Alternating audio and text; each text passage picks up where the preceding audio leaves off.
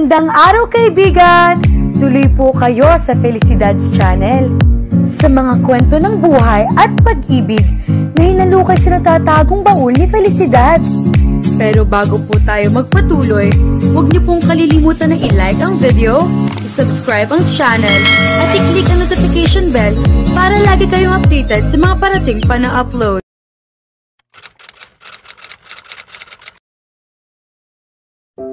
Mula sa gilid ng bintana niya ay tinatanaw ni Kimberly ang mga taong naglalagay ng mga mesa sa bakuran nila. Ngayong araw na ito ang kasal ng Kuya Patrick niya kaila-ila. Isang kaibigan at dating kamag-aral. At kahit ang reception ay sa kanila gagawin, nagpa-cater ang mga magulang niya. Bahagya pa siyang nagulat nang sumungaw mula sa pinto si Christina, ang mommy niya. "Handa ka na ba anak? Halika na, wika nito." Isang tipid na ngiti ang isinagot niya. Dinampot ang maliit na bag sa kama. "Ayos na ako, mommy."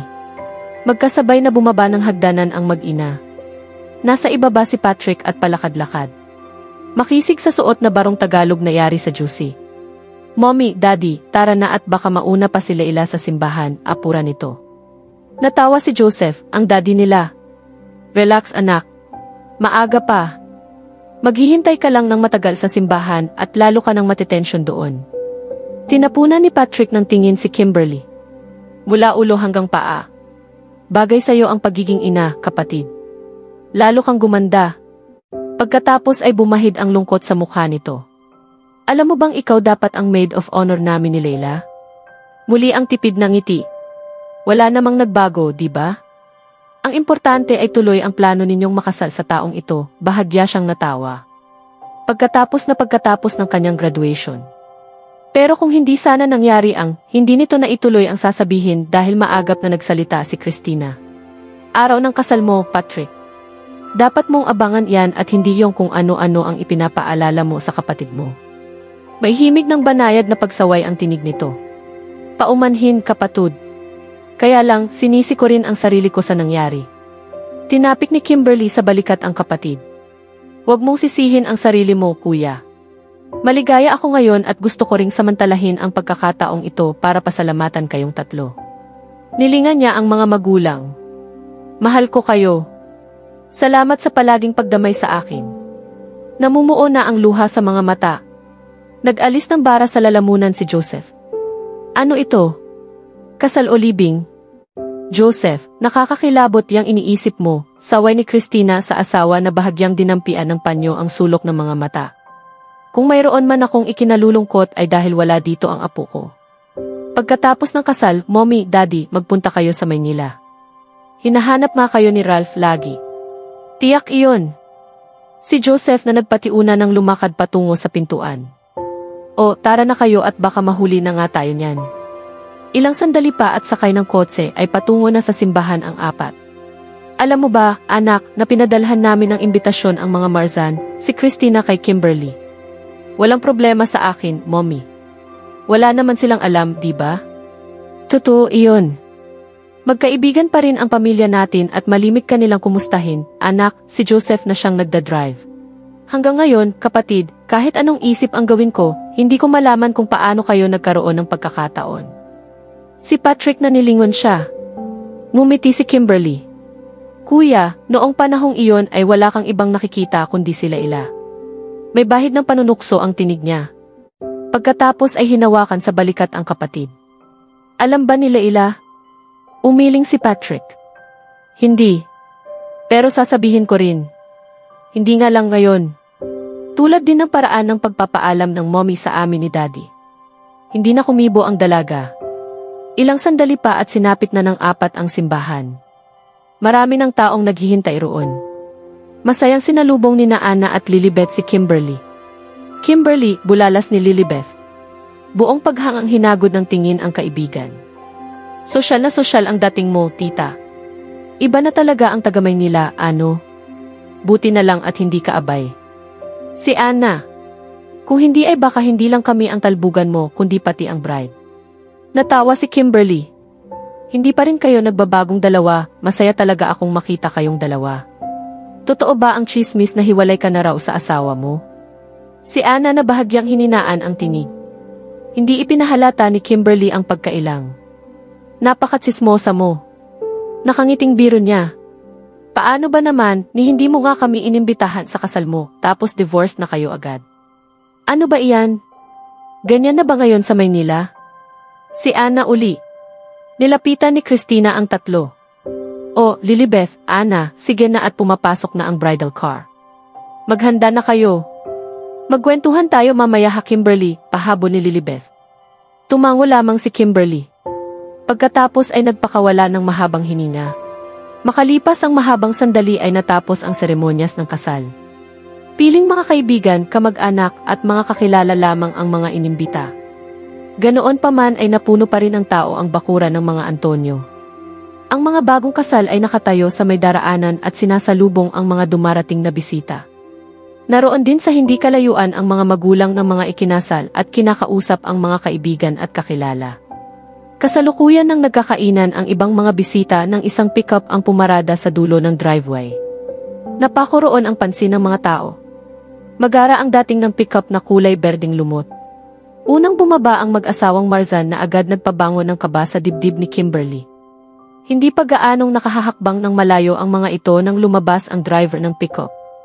Si Renz. Nilingon ni Kimberly ang mga magulang. Nakita niya ang biglang pagtigas ng mukha ng ama. Ganoon din si Patrick na nagtagis ang mga bagang. Kung mayroon mang nakapuna ay hindi masabi ni Kimberly. Mommy, pakiusap pagsabihan ninyo si kuya. Nakikiusap ako. Tumango si Christina at kaswal na lumakad patungo sa kinaroroonan ng bagong kasal.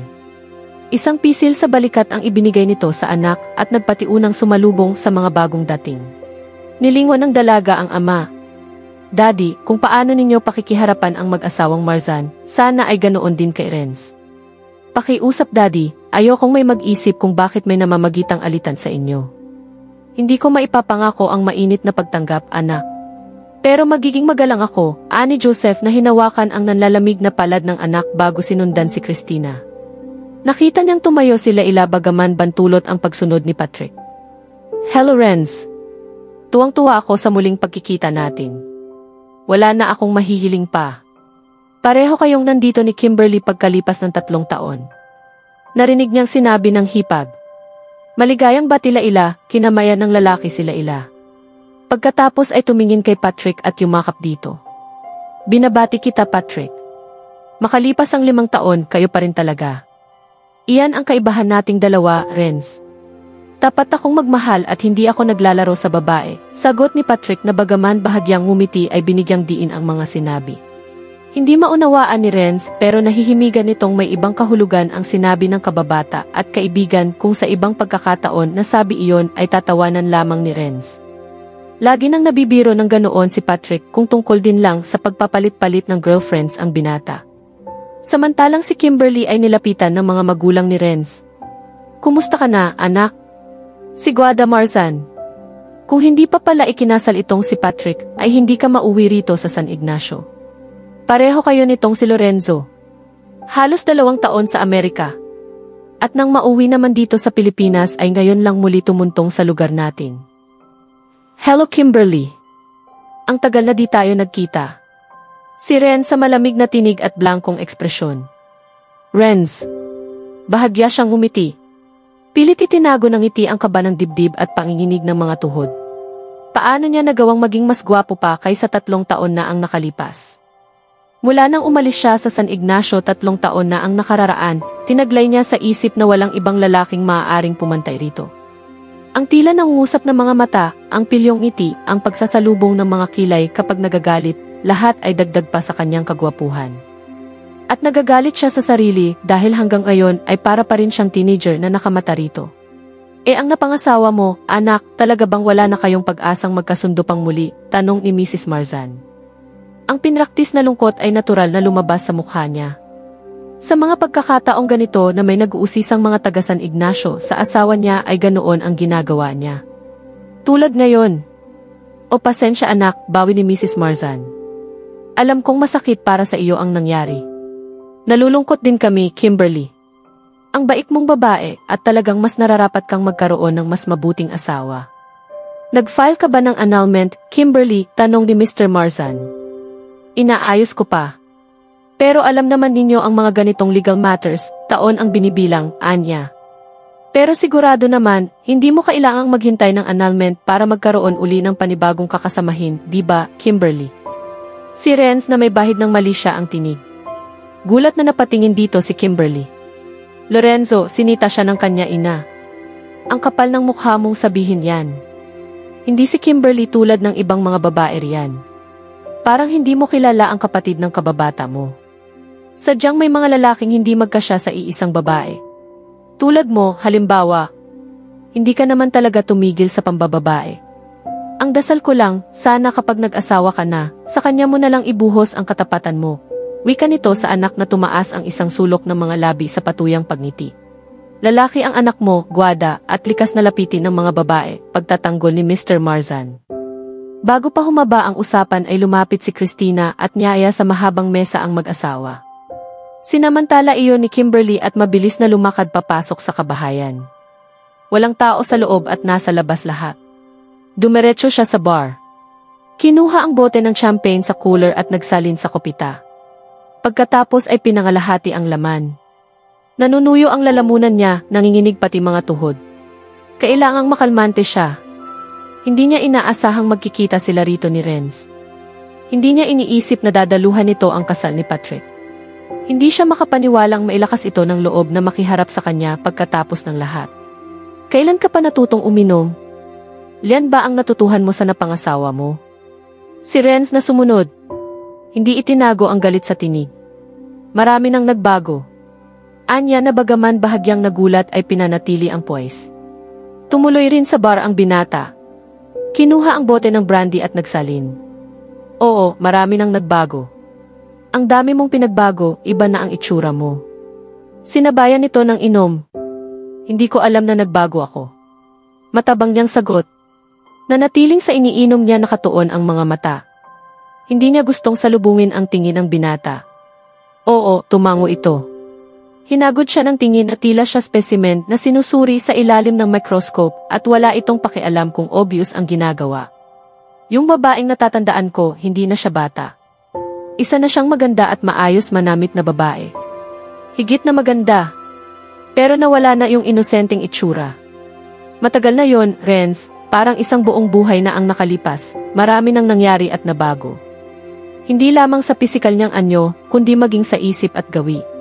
Oo, matagal nang nawawala ang batang babaeng iyon. Huminga ito ng malalim. Tila nag-ulap sandali ang mga mata. Pero sandali lamang iyon at muling pagalit na tumingin sa kanya. Pagkatapos ng gabing iyon, Kimberly, kanino ka pa pumatol? Gulat na napatitig si Kimberly rito. Ako. Hindi ko kailanman naranasang magkaroon ng lalaki sa buhay ko. Maliban sa'yo, Renz, ang sana isasabihin niya. Pero mas pipiliin pa niyang mamatay kaysa aminin sa lalaki ang totoo. Ewan, walang paraan para malaman. Tulad ng kung paanong hindi mo gustong ipaalam ang tungkol sa atin. Ang nakasanayan niyang pagkukunwaring mahinhin. Napaniwala mo kahit ang mama, sarkastikong wika nito. Sinisikap niyang kontrolin ang galit na pilit umaalpas sa dibdib. Wala kang karapatang magsalita sa akin ng ganyan, Renz. Hindi kita inimbitahan dito, sinabi niya sa pinakamalamig na tinig. Hindi mo kailangang gawin iyon, mahal, hindi ba? Kusa kaming lalapit sa iyo na tila mga langgam sa asukal. Bakit ba, kaiba ka sa lahat, kahit sa sarili mong mga kaibigan. Tahimik ka lagi noon, mahinhin, maayos kumilos. Ni hindi ka man lang kilig sakin, kahit halos lahat ng kaedad mong babae ay nahuhumaling na. Yun pala, may gusto ka rin pala sakin noon. Mahusay kang artista, Kimberly. Umalis ka, Renz. Hiyaw niya na kumawala ang galit. Kung tutuusin ay ginamit mo ako, pinagsamantalahan. Bata pa ako noon, pero ikaw, nasa hustong gulang ka na. Sinamantala mo ako. Tumaas ang kilay ng lalaki. Talaga? Tuya nito. Sobra kang sabik ayon sa pagkakatanda ko. Hindi ka mapakali sa akin. Ilang taon ka na nga ba noon sa ilalim ng liwanag ng buwan? Pinamulahan ng mukha si Kimberly sa galit at pagkapahiya. Kinamumuhian kita. Baling niya rito sa nag-aapoy na mga mata. Tumayo siya upang lumabas subalit mabilis siyang nahawakan nito sa braso at marahas na ibinalik sa bar. Tumama ang balakang niya sa stool at napangiwi siya sa sakit. Nakakulong siya sa mga braso ni Renz. Kung nagagalit siya ay nagagalit din ito. Nararamdaman niya ang init ng galit nito. At kung bakit ay hindi niya maunawaan. Sinabi mo rin sa akin yan noon sa batis, di ba? Kinasusuklaman mo ako pero hindi ka napigil noon sa pamimilipit sa ilalim ng mga yakap at halik ko habang naglalambingan tayo ng matagal. Pagalit nitong gagad. Pagkatapos ay patuyang umiti.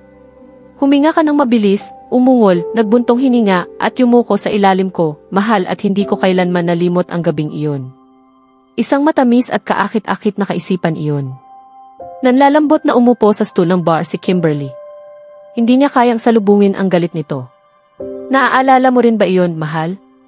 Sinabi niya ang tawag ng pagmamahal na para bang kasuklam-suklam siya. Ay tigilan mo na iyang pagtawag mo sa akin yan, protesta niya sa nahahapong paraan. Nagpapaalala lamang iyon ng mga masasakit na pangyayari. Marahang tumawa ang binata. Nakadarama ako ng pamilyar na nangyari ito. Sinabi mo na rin sa akin iyon noon.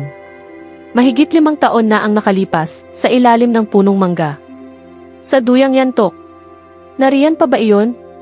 Kiniklupit niya ang ilalim niyang labi hanggang sa pakiramdam niya ay gusto ng magdugon yon. Anong karapatan niya na paalalahanan siya niya ng mga katangahan niya? Nang mga panahong nagsisimulang umusbong ang pag-ibig niya rito. At hanggang ngayon, minahal pa rin niya ang lalaking ito ng ganoon kalalim na halos magdulot ng kirot sa puso. Para ano ang pag-uusap na ito, Renz, anya nang makabawi sa emosyon. Ano ang gusto mo, may bahid ng pagsusumamo ang tinig niya. Sisingilin ko ang utang mo sa akin, Kimberly, ang pangako mo sa akin. Lamang, sa pagkakataong ito ay walang obligasyon mula sa akin na panagutan ka. Kung noong araw na halos hindi ka pa humihiwalay sa kabataan ay naipagkaloob mo sa akin ang iyong sarili, bakit hindi ngayon? May banta sa tinig nito na nagpatayo sa mga balahibo ni Kimberly. Ano ang sinasabi mo? Isa ka ng biyuda ngayon, Kimberly. Biyuda sa buhay. Kung bakit ka iniwan ng asawa mo'y isang misteryo, para sa akin gayong ayon sa balita, ay wala pa kayong isang taong nagsama. Ayos lang sa akin yan dahil alam mo na kung ano ang sinasabi nila sa mga biyuda. Mainit daw ang mga ito. At dati ka nang mainit, mahal. Punong-puno ng pagkasuklam ang tinig at anyo ni Renz. At walang salitang namutawi sa mga labi niya. Nanunuyo ang lalamunan niya sa galit, pagkapahiya sa mga insulto, at takot sa sinasabi ng binata. Gusto niyang pagbuhatan ito ng kamay pero hindi niya magawa. Gusto ko nang lumabas, Renz, pakiusap. Nagsusumamo ang tinig niya. May mga luhang nagbabadyang pumatak. Kung magtatagal pa siya sa harap nito ay alin na lamang sa dalawa ang mangyayari. Maupos siyang tila kandila o maghihisterya siya. Bahagyang lumambot ang mukha ni Renz nang matitigan siya. Pumanhik ka sa silid mo, Kimberly, at ayusin mo ang sarili mo. Namumutla ka, mariing utos nito. Mabilis niyang nilakad ang patungo sa hagdan na nakataas ang ulo. Sinikap panatilihin ang dignidad. Papanhik na siya nang muling magsalita si Renz.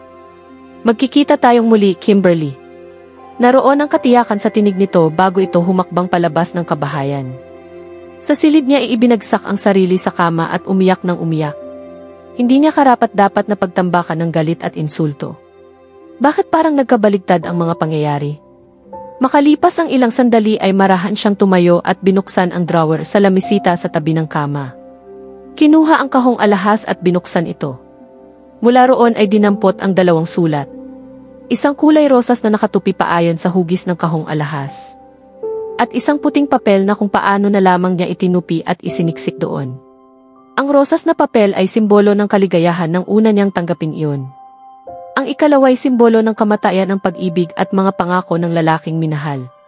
Kung bakit kailangang itago ang mga iyon ay hindi niya alam. Muli niyang binuklat ang kulay rosas na papel. Sa may bandang ibaba ay ang bahagyang nanlalabong salita. Pinatakan iyon ng luha niya noong araw na una niya itong basahin. 5 taong mahigit na ang lumipas. May kalahating oras nang nakahiga sa duyang yantok si Kimberly sa ilalim ng punong mangga. Ang isang paa ay nakabitin sa lupa at inuugoy-ugoy ang duyan. Napalingon siya sa gate nang marinig na may nagbubukas ng gate na bakal. Nagsalubong ang mga kilay ng dalagitan nang makita kung sino ang pumasok. Hay mahal! Si Renz, ang kaibigan at kaklase ng Kuya Patrick niya bumalikwas ng bangon ang dalagita at sa naniningkit na mga mata ay hinarap ang binata. Isa ka pa, salubong niya rito sa nagagalit na boses. Biglang nahinto sa paghakbang si Renz na nagtaasan ang mga kilay. Inilahad ang dalawang kamay sa ere. Bakit? Ano nang nagawa ko? Nagtatakang wika nito.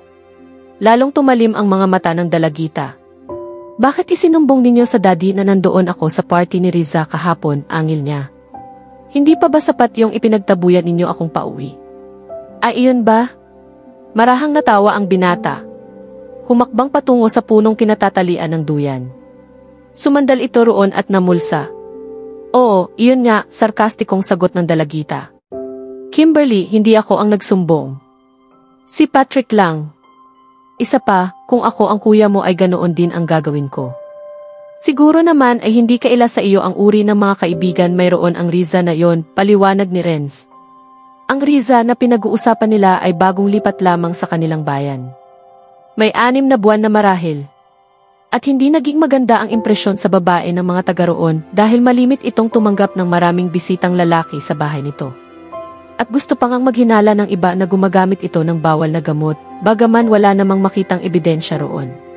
At sa loob ng 6 na buwan nito mula nang malipat ay 4 na beses na itong nagpa-party. At malimit nitong maimbita ang Kuya Patrick niya at si Renz. At karaniwan na, bagaman hindi direktang sinasabi ng kuya niya ay naririnig niya sa ibang tao na medyo may pagka-wild ang party, lalo na kung medyo gumagabi na. Palibhasa itiyahin lang ng babae ang kasama sa bahay. At kahapon nga ay ganoon na lamang ang gulat ni na Patrick at Renz nang datnan doon si Kimberly kasama ang dalawa niyang barkada at kaeskwela na sina Lilibeth at Anna.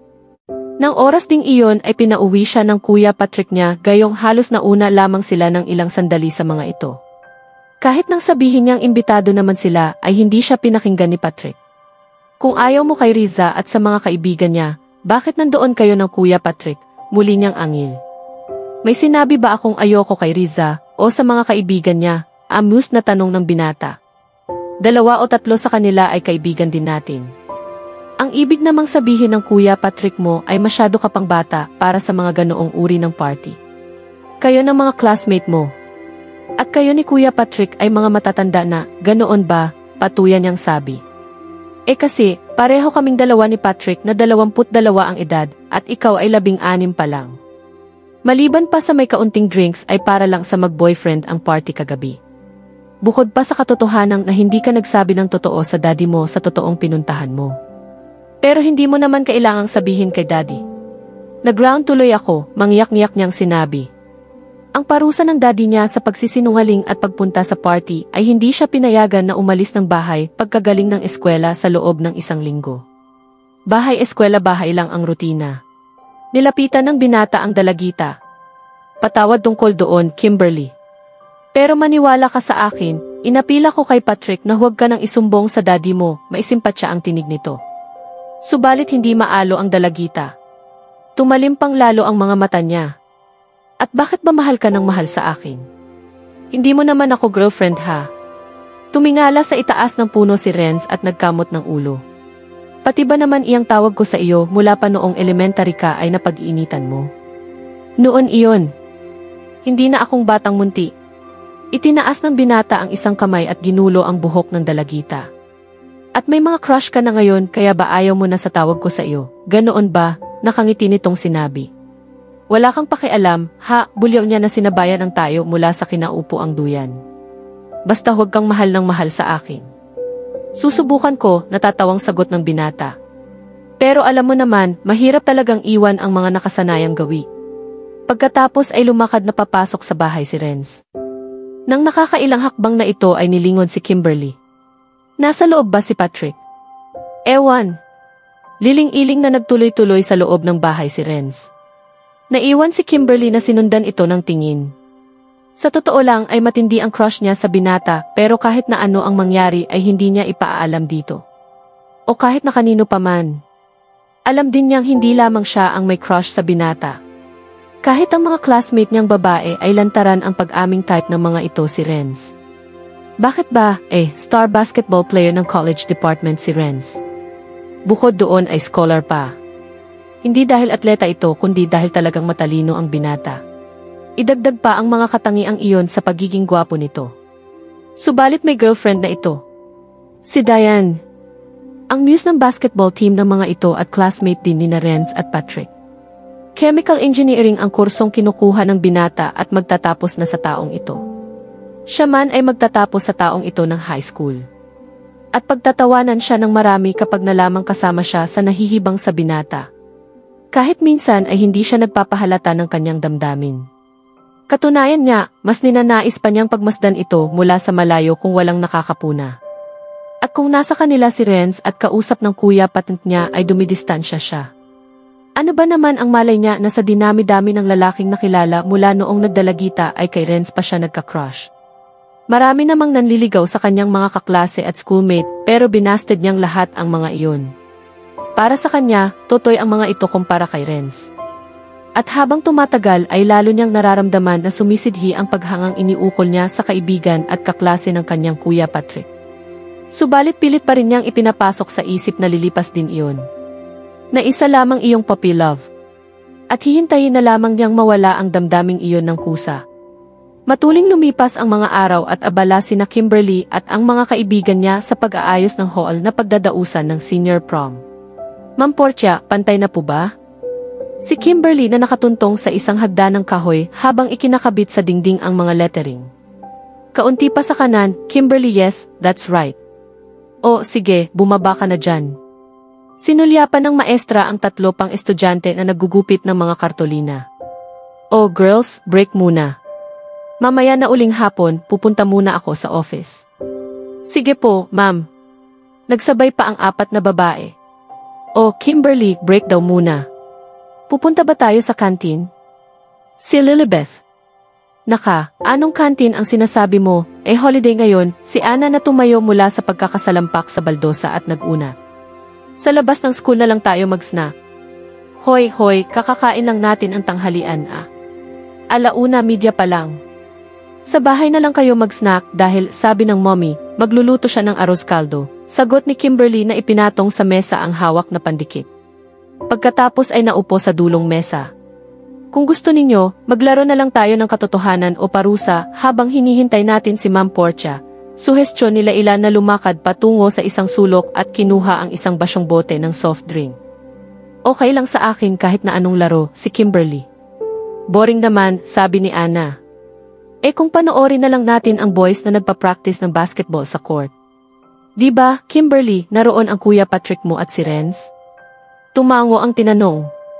Gusto ko ang ideyang iyan, segunda naman ni Lilibeth na may crush din kay Renz. Mahiya kayo ha. Halata masyado ang pagpapakita ninyo ng crush kay Renz. Alam naman ninyong may girlfriend na iyon. At balita ko'y ubod ng selosa si Diane. Si Kimberly uli. Hay naku, ewan ko ba dyan sa dalawang iyan, Kimberly? Parang mga sira. Bukod sa may girlfriend ay tiyak na hindi kayo papansinin noon dahil ang babata natin. Sila ilan na naupo sa baldosa at inikot-ikot ang bote ng soft drink. Umirap si Lilibeth. Ang killjoy ninyong talaga. Hindi naman kailangang pansinin kami ni Renz. Okay na iyong makita namin siya at mangitian kami. Talaga. Sambat ni Ana. Kung di ko pa alam na iyang isa dyan ay may crush kay Patrick. Namula si Leila. Ngumiti si Kimberly. Tulad niya ay sinisikap nila ila na huwag ipahalata ang crush nito sa kuya niya. Pero hindi nakuhang itago ng dalagita ang malimit na pagsulyap kay Patrick. At malimit itong napapatanga kapag nasa paligid ang binata. Ano? Hindi naman ganoon ka-obvious, sagot nila ila na sinisikap maging kaswal ang boses at tumingin kay Kimberly na nakangiti pa rin. Kayo, kulang na lang ay yakapin ninyo si Renz. Nagtawanan ang dalawa nang makita ang pagbablush nila ila. Sige na nga, maglaro na lang tayo at baka mapikon ka pa. Si Ana na naupo sa tabi ng kaeskwela. Sumunod na rin si Lilibeth at Kimberly. Basta kung sino ang taya talagang susunod ha. Si Lilibeth. Hindi nagtagal ay nagkakatuwaan na ang 4 na mga dalagita sa paglalaro. Isang ikot ng bote at natapat kaila-ila ang bote. Katotohanan o parusa, sabi ni Ana. Parusa ay teka, katotohanan na lang. Alanganing sagot nila ila. Nagsulyapan sina Ana at Lilibeth. Pagkatapos ay nagbulungan. Nagtatakang nagkatinginan sina Laila at Kimberly. O sige, sagutin mo ng totoo ha? Kami sport lang. Si Lilibeth na muling sumulyap kay Ana. Ano ang sinabi sa iyo ni Patrick nang minsang hilahin kanya sa likod ng mga halaman noong isang araw na nag-uwian? Biglang napahugot ng hininga si Kimberly. Hindi niya alam iyon. Si Laila ay hindi malaman ang gagawin. Pinamumulahan ito ng mukha. Fo, yan ha. Ano ba ang sasabihin noon sa akin? Ano nga ba? Kaya nga itinatanong namin Sumagot ka ng totoo. Si Ana na sinigundahan agad ni Lilibeth. Ilang segundong hindi nakakibo si Laila. Muling nagsalita si Ana. Magkakaibigan naman tayo, di ba? Ang sekreto ng isa, sekreto ng lahat. Huminga ng malalim ang dalagita. Gusto niyang siya ang partner ko sa senior prom. Kaya raw nila ni Renz na pumasok sa party. Nagtilian ang dalawa. Nakangiti lamang si Kimberly na nakatingin sa nakayukong si Laila. Matanda ito ng 1 taon sa kanilang 17. Matagal na niyang alam na may crush ito sa kanyang kuya Patrick, pero hindi niya alam na may katugon mula sa kapatid. Sa paanong paraan ay gusto niyang managhili sa kaibigan. At least, iyong crush nito ay crush din ito. At sino nga ba ang may alam, baka mag-boyfriend na ang dalawa kung ang pagbabatayan ay ang nalaman niya ngayon. Patuloy ang pag-ikot ng bote. Si Lilibeth ay nautusang magtapon ng lahat ng basura. Si Ana naman ay ipinatastas ang mga naikabit na letterings at muli ring ipinadikit. Bumalik uli kay Laila ang bote na consequence na ang pinili. Pinabili ito ng soft drink sa labas ng school. Hanggang sa matapat ang bote kay Kimberly. Nagkatuwaan ang tatlo. Leon ang unang pagkakatapat ng bote sa dalagita. Sa wakas, si Laila. Akala ko ay hindi ka na matataya. Gusto kong isiping ginagamitan mo ng psychokinesis ang bote para huwag matapat sa iyo. Ako ang iisip ng tanong at utos, ha? Leong mahirap. Si Lilibeth na nakangiti. Katotohanan o parusa? Parusa, nakangiting sagot ni Kimberly. Ano pa ba ang maaaring iutos gayong halos nagawa na ng mga kaibigan? Saglit na nag-isip si Lilibeth. Pagkatapos ay ipinitik ang dalawang daliri. Alam ko na. Napatingin ang tatlo rito. Lumabas ka ng building na ito at ang unang lalaking makasalubong mo sa loob ng nasasakupan ay halikan mo. Ano? Si Kimberly na namilog ang mga mata. Paano kung si Mang Tasyo ang makita ko? Na ang tinutukoy ay ang janitor. Kanina lang ay nakita ko siya dyan sa labas. Oh, ano? Di halikan mo sa pisngi ng walang sabi-sabi. Oo nga, Kimberly. Kami, sport lahat, ha? Huwag kang madaya. Oo na. Padabog na tumayo ang dalagita. Komo ngayon lang ako nataya, pinahirapan niyo naman ang utos. At mabigat ang mga hakbang na lumabas ng hall ang dalagita. Walang dayaan, ha? Maninilip kami, hiyaw ng tatlo. Tumayo na rin ang mga ito at sinundan ng tanaw si Kimberly. May 6 na dipa na halos ang nalalakad ni Kimberly at wala pa rin siyang makitang tao. Sana nga ay wala. Ang utos ay sa loob ng nasasakupan lang, ha? At sana ay umuwi na rin si Mang Tasyo. Kahit ba sa pisngi mukha namang hindi naliligo ang janitor nilang iyon. Ang tatlong nakamasid kay Kimberly ay pare-parehong napatutok ng bibig ng mapuna ang isang taong patungo sa dinadaanan ni Kimberly. Ay, ang daya. Sana, ako na lang, sambit ni Ana. Hayaan mo na. Saway ni Lilibeth. Huwag kang maingay. Magtago tayo. Nagulat pa si Kimberly nang sa pagtaas niya ng mukha ay makitang makakasalubong niya si Renz. Napahinto siya sa paglakad. Renz, bulalas ng dalagita. Sunod-sunod ang tahip ng dibdib niya. Sa lahat ng tao sa mundo. Pwede namang ang kuya Patrick niya. O Kimberly, bakit para kang nakakita ng multo dyan? Si Renz na nagtaka sa pagkatigagal niya. Hindi malaman ng dalagita ang gagawin. Nilingon ang tatlo sa building. Nakita niyang sumenyas ang mga ito na gawin ang utos bago muling umatras. Sinundan ni Renz ang nilingon niya. Sina Laila ba iyon? Tapos na ba kayong mag-decorate ng hall? Ang kuya ko, nagkakandautal siya. Paano ba niya lulusutan ito? Kanina pa umuwi. Pauwi na nga rin ako. Kanina pa tapos ang practice at ako na lang ang nahuli. Bakit ba? 1 lingon pa uli sa tatlo ang ginawa ng dalagita. Naiinip na ang mga ito. Siya naman ay parang gusto nang maiyak. Anong problema, mahal? Muling tanong ng binata na nagsasalubong ang mga kilay, may problema ba sa loob? Renz, naglalaro kami ng katotohan o parusa. Ako ang taya. At ano ang iniutos sa iyo? Nagyuko ng ulo ang dalagita. Huminga ng malalim bago alanganing tumingin dito. Hahalikan ka. Mas gusto kung sino ang kauna-unahang makita kong lalaking dadaan dito. Sandaling hindi nakakibo si Renz na patitig sa dalagita. Pagkatapos ay ngumiti. Talaga? Mabuti naman at ako ang napadaan. Muling sinulyapan ang kinaroroonan ang tatlo na biglang nag-atrasan patago. Wala bang ibang paraan para makalusot ka sa utos sa iyo? Amused na tanong ng binata. Iling ang isinagot ng dalagita. Sila ay napaka-sporty lahat pagdating sa turn nila. Mahinang sagot niya. Ilang segundong katahimikan ang lumipas. Maya-maya ay kumislap ang mga mata ni Kimberly at tumingala sa binata. May paraan, Renz. Oo, may paraan, Anya. Tumaas ang mga kilay ni Renz na bahagyang ikiniling ang ulo. Pwede kang tumanggi. Sasabihin ko sa kanila na hindi mo gustong halikan kita. Na ayaw mong makisali. Oo, yan nga. Tinitigan ng binata ang dalagita. Noon lamang hustong napagtuunan ng pansin ng binata si Kimberly. Para dito, kapatid na rin ang turing nito sa dalagita dahil nga matalik nitong kaibigan si Patrick mula noong elementarya. Pero minsan ay talagang nagtataka si Renz kung bakit nitong huli ay may mga binatilyong malimit na napagkikita sa bahay ng mga Antonio. Nang mahirang si Kimberly bilang Miss High School, dumalo siya sa koronasyon. Dahil lamang kay Patrick pero ang totoo, ni hindi nalaman ni Renz o napanood ang buong programa. Nasa likod siya ng science building, nakikipaglandian sa girlfriend niyang si Diane. Nasa harap nito ang dalagita. Nakasabog sa mukha ang kulot-kulot na buhok.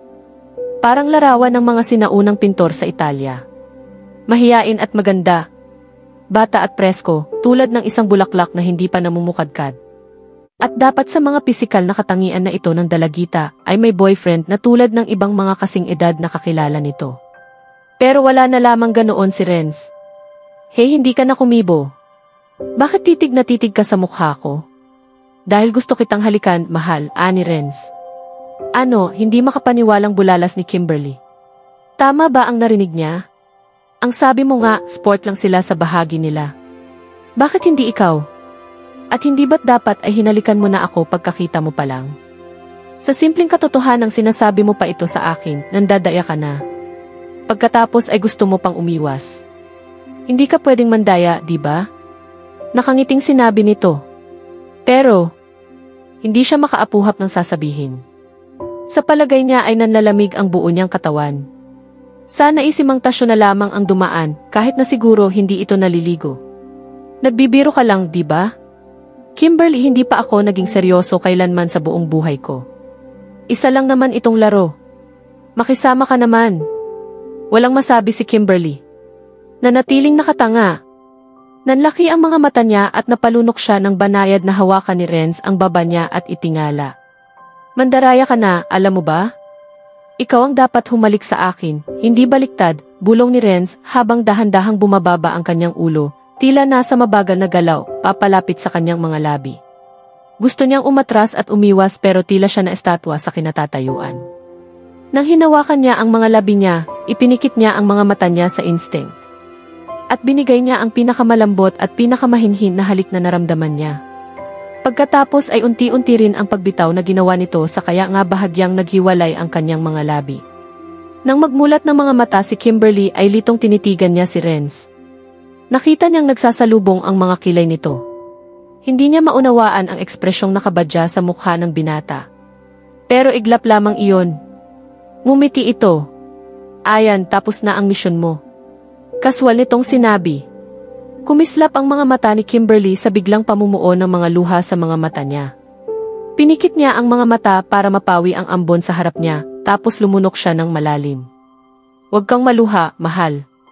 Pinakamabilis lang iyang halik ko sa'yo. Marahan at banayad ang tinig nito pero nahihimigan niya ng kasiyahan. Bahagyang umatras nagdalawang hakbang ang dalagita. Pagkatapos ay tumalikod at patakbong bumalik sa building. Hindi pa siya halos nakakapasok ay nagkakantiyawan na ang mga classmate. Narilalambot ang mga tuhod na umupo siya sa baldosa. Bahagyang humihingal. Hindi niya alam kung dahil sa ginawang pagtakbo o dahil sa halik na iyon. Naku Kimberly, sobrang swerte mo naman, sabi ni Lilibeth. Gusto kong himatayin, kinikilig nitong sinabi na umupo na rin sa tabi niya. O Giliw, bakit hindi sa akin natapat ang utos na iyon at sa oras ding iyon? Pwede ko sanang itala sa talaarawan ko na ang unang halik ko ay ang crush kong pinakagwapong lalaki sa buong campus, saad ni Ana. Anong unang halik mo? Nagbibiro ka. Huwag mong sabihing hindi ka pa nahahalikan ni Jimmy. Sila ilan na natatawa. Nagsasayang ng saya. Angal ni Ana. Basta, talagang naiinggit ako sa halik na iyon, Kimberly. Has halik ba iyon? Dampi lang pangangatwiran ng dalagita. Sunod-sunod pa rin ang kabog ng dibdib. 4 na segundo lang iyon, eksakto. Naku, parang nanonood ako ng isang romantikong panaginip. Parang sina Lancelot at Guinevere at Prince Charming kay Sleeping Beauty. So kilig talaga Kimberly. Oh, sige na. Kilig na kung kilig. Pasensya na hindi ganoon ang nararamdaman ko, anya na wala sa loob na inikot-ikot ang bote ng soft drink.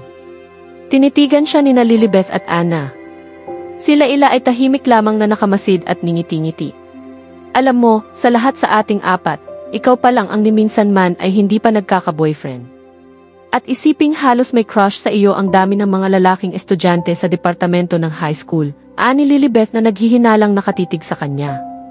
Kung nasa akin lang ang maganda at matalino, Kimberly, naku, yung mga boys na yan talaga. Mabuti na lang at hindi sa iyo napunta, natatawang wika nila ila. Hanggang sa pauwi sila ay hindi pa rin matigil sina Ana at Lilibeth sa katutukso sa kanya. Nakitawa at nakisakay siya dahil hindi niya gustong mahalata ng mga kaibigan ang damdamin. Ang kanyang kauna-unahang halik. Nararamdaman pa niya ang mga labi ni Renz sa mga labi niya. Sobrang tuwa niya na hindi niya napansin ang panginginig ng mga tuhod niya. Pwede nga bang maging ganito kuryente ang isang halik? Ano man ang nangyari, lumipas man ang panahon, hinding-hindi niya makakalimutan at iingatan ang sandaling iyon. Sabado ng gabi ng sumunod na araw ay ang senior prom. Napakaganda ni Kimberly sa off-shouldered pink chiffon dress na may nakakabit na rosas na ginawa sa ganoon ding tela sa may dibdib niya. Ang mommy niya ang naglagay ng makeup sa kanya. Very light na halos hindi mapupuna at dinampian ang mga labi ng frosted pink lipstick. Wow sister! Mukhang hindi ka 16 ah. Dalagang-dalaga ka na sa ayos mo. May paghangang sinuyod siya ng tingin ni Patrick. Ikaw rin, kuya. Natitiyak kong sa gabing ito ay ikaw lang ang makikita nila ila, nakangiting tukso niya. Biglang hinila ni Patrick ang kapatid sa sulok. Iyang bibig mo, ha? Mamaya marinig ka ng daddy. Ano ang maririnig ni daddy ninyo? Si Christina na sumungaw sa pinto kasunod si Joseph. Nagkamot ng ulo si Patrick. Wala, mommy. Patrick, baka naman ikaw ay nakikipag-girlfriend na niyan, ha? Wala akong tutol dyan, anak, kaya lang baka hindi mo kayang imaintain ang distansya ninyo sa isa't isa ay masubo ka. Mahirap magpamilya ng hindi handa. Saad ng kanyang ama. Pangako ko sa'yo, daddy. Hindi ako mag-aasawa hanggat hindi ko kayang suportahan ang magiging pamilya ko.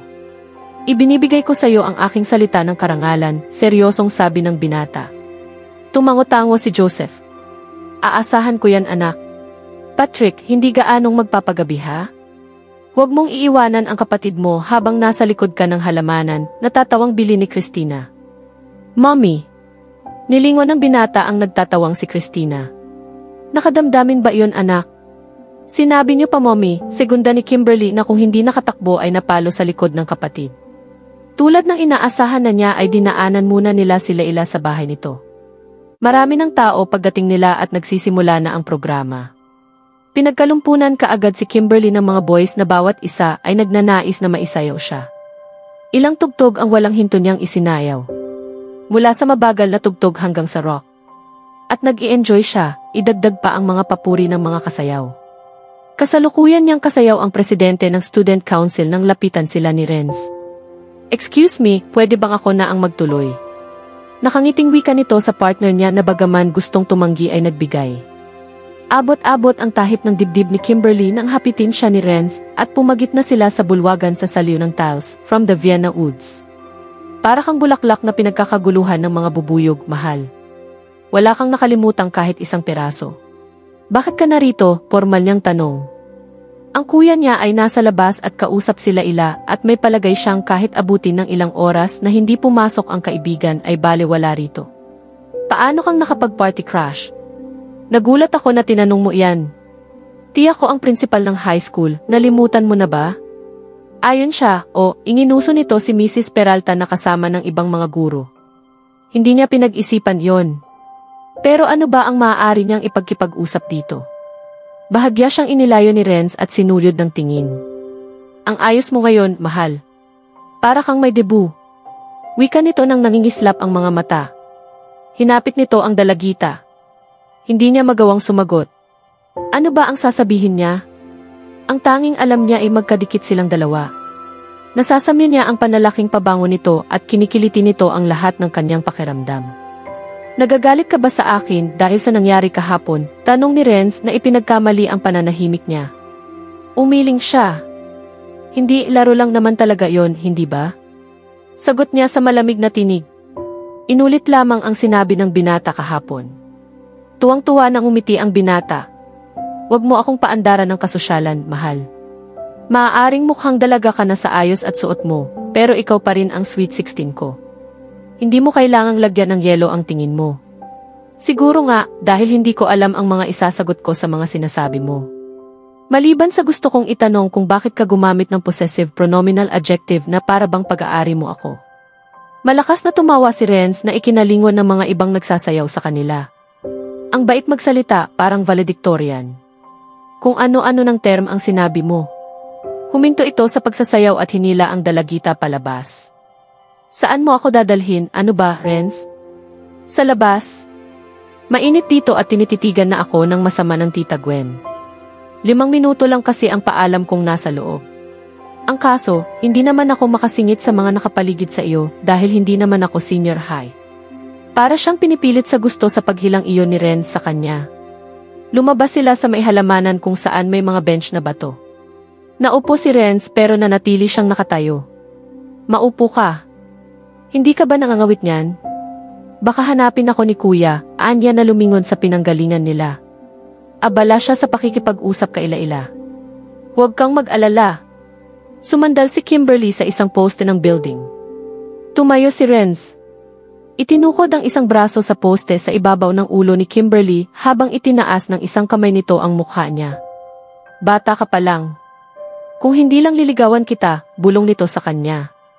Marahan nitong pinaglandas ang forefinger sa pisngi ni Kimberly na napatanga sa kares na iyon. Sige na, lover boy, huwag kang manghuli ng sanggol, anang tinig sa likuran nila. Nilingon ito ni Renz. Diane? Ano nang ginagawa mo rito? May bahagyang iritasyon sa tinig ng binata. Galing ako sa inyo. Sinabi ng mama mo na nandito kang araw. Pati ba naman ang party ng mga bata, Renz, pinatulan mo pa, nakangiti ang dalaga. May himig ng tukso ang tinig. Pagkatapos ay sinulyapan nito si Kimberly na hindi pa rin makakilos. Umiti ito sa kanya. Sige na, Kimberly, bumalik ka na sa party ninyo. Huwag mong hayaang siraan niya ito. Pati ba naman ikaw ay kinakatalo nito, wika nito sa mahinahong pagsabi. Marahang humakbang si Kimberly. Ewan niya pero hindi siya naniniwala sa palakaibigang tono ng boses ni Diane. Kahit papaano, alam niyang pakitang tao lamang iyon. Kung bakit kailangan gawin nito ang ganoon ay hindi niya alam. Ibabalik kita doon, Kimberly. Si Renz na akmang hahawakan siya sa braso subalit pinigil ito ni Diane. Hindi siya maliligaw, Renz, at tumawa ito ng marahan. Sige, maiwan ko na kayo. Tuloy na sa paglakad ang dalagita na hindi lumingon. Dumiretso siya sa refreshment area at kumuha ng mainom. Tumanggi siya sa mga nagyayang sumayaw at halos hindi niya maintindihan kung ano ang sinasabi ng mga classmate niya. Ang isip niya inaroon kina Diane at Renz. Nagsiselos siyang isiping magkasama ang dalawa. Parang may bahagi ng dibdib niya na hinihiwa ng isang patalim. Naku po, hindi siya maaaring umiibig kay Renz. Crush lamang ang nadarama niya para sa binata at lilipas din iyon kaya hindi totoong nasasaktan siya. Paulit-ulit niyang ipinapasok sa isip niya iyon. Party ng mga bata. Nilaman ni Diane ang insulto sa pamamagitan ng paimbabaw ng ngiti. bata mas matangkad pa siya rito.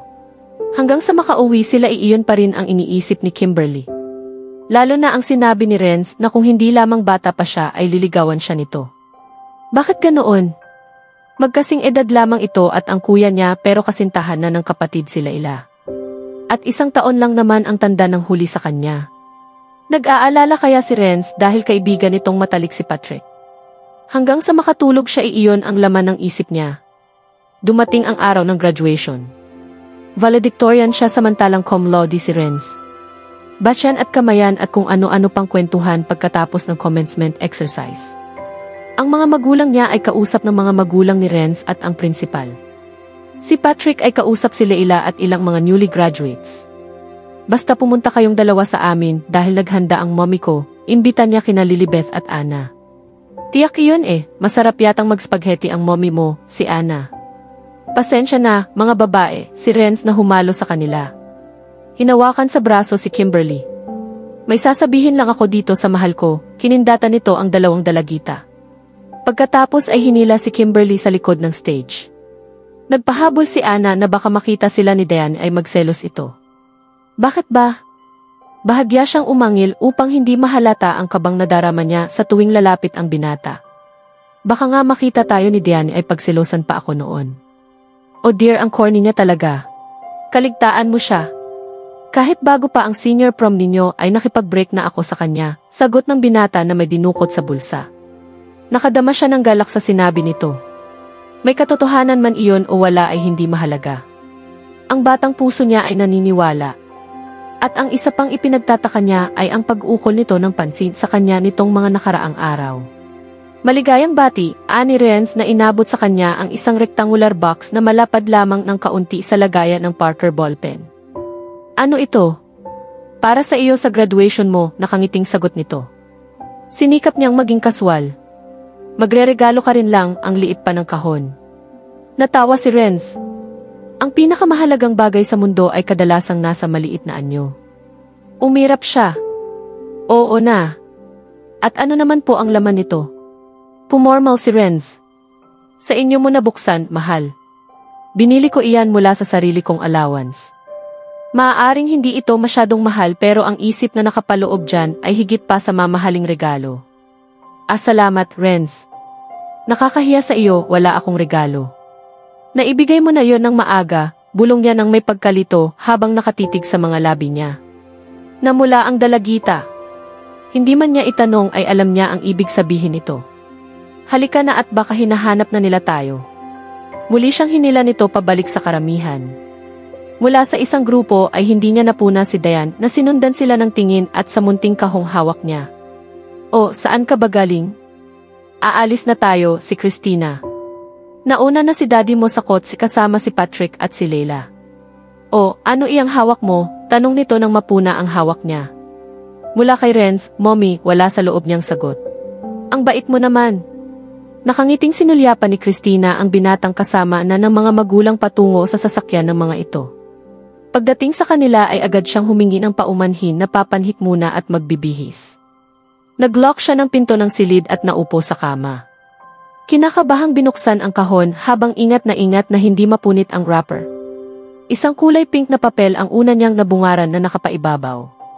Inangat niya ito at natambad sa kanya ang isang gold chain bracelet na may kapangalan. Nakaukit doon ang pangalan niya at may R sa dulong kanan. O Renz! Gusto niyang maiyak sa nag-uumapaw na kagalakan.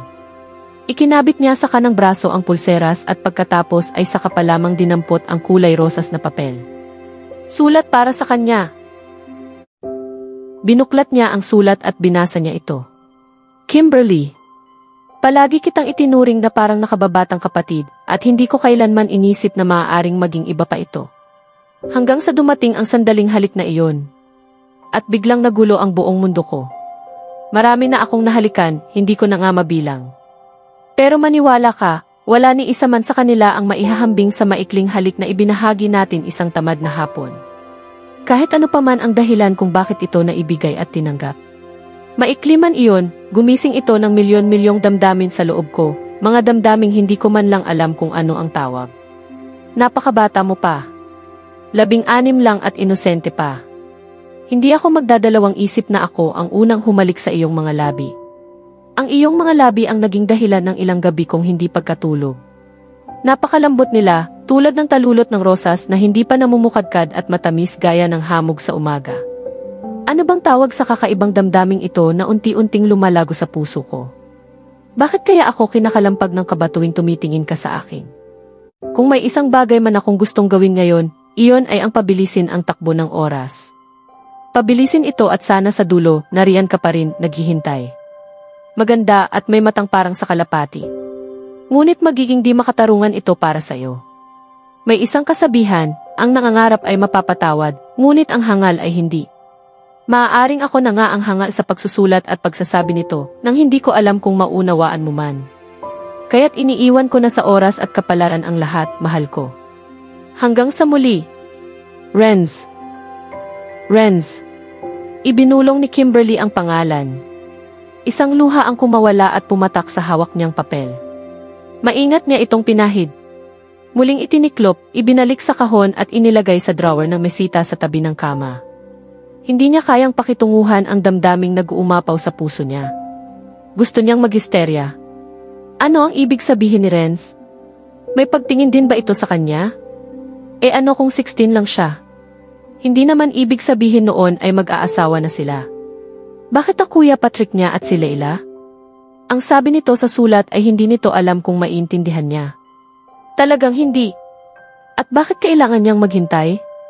Isang marahang katok ang nagpagulantang kay Kimberly. Si Christina. Mabilis niyang inayos ang sarili. Lalabas na ako, Mommy. Sandali na lang. Sina Anna at Lilibeth ay kasama at kausap ng dalawang classmates ni Patrick at nagkakainan. Si Patrick ay nasa balkonahe at kausap si Leila na kinawayan siya nang makita. Hi Kimberly. Kanina ka pa namin hinahanap. Isinasama kasi ako ni Patrick kina Renz Nagtatanong ang mga mata ng dalagitang tumingin sa kapatid. Dobleng selebrasyon kina Renz ngayon, Kimberly.